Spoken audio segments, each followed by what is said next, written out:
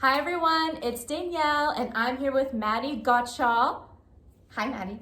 Hi Danielle. How are you today? I am wonderful. Woo! We are here to talk about Madie's upcoming art classes at the Pruitt Arts Education Center, and she has 3 coming up, so let's learn a little bit more about them.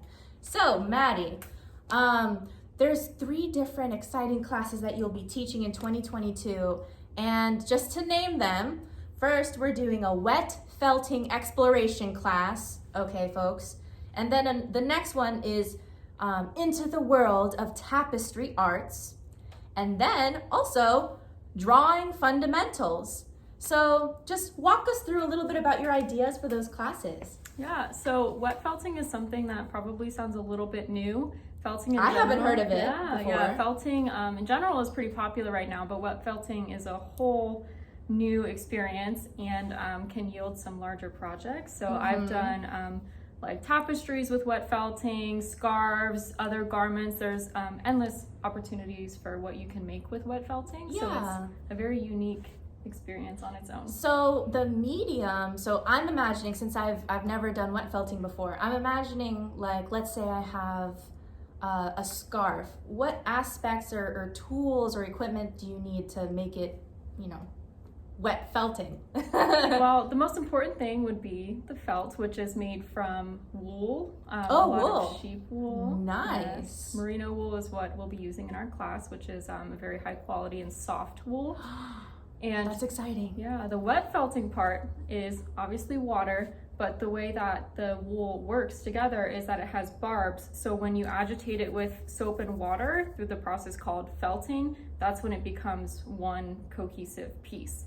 Oh, and wow. Then, yeah, That's from there awesome. you can add little other bits of wool to create patterns or designs with a variety of colors. So that's how you get the colors. It's not like you're dyeing the wool. You can dye the wool, but that's a whole other thing. Yes. Okay, well that's so exciting. I'm excited we have this offering for everybody.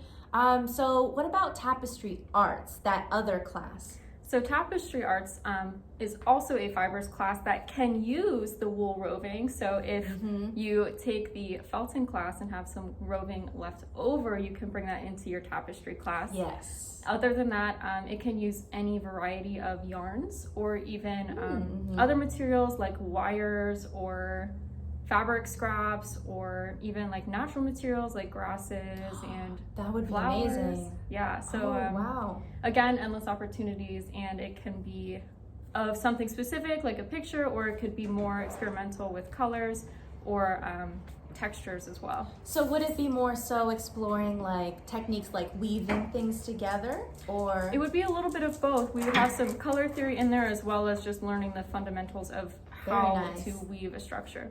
Very nice. And then lastly, the drawing fundamentals class.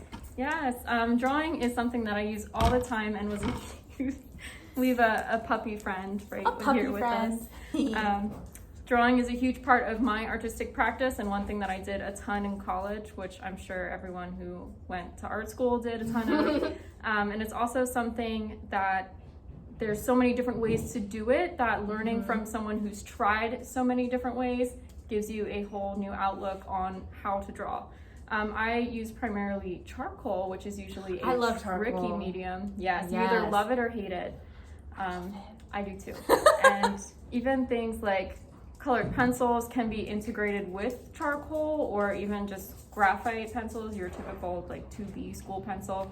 All those things together can create a really beautiful artwork, and we'll go over the fundamentals like how to shade, again, a little bit of color theory, how to draw from observation, so looking at something and how to create a 3-dimensional form on a 2-dimensional surface.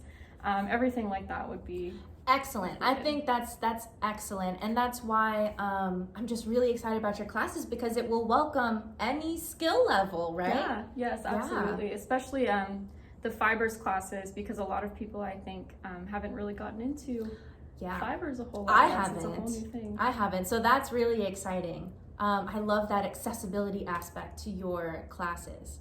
So please Classes are going live for registration on the Warehouse Arts District stpete.org website. So check out and look out for Madie's classes. There are 3. And for wrapping up our conversation with Madie, I have one more question. So what are you most excited about like coming up in this new year here at WADA?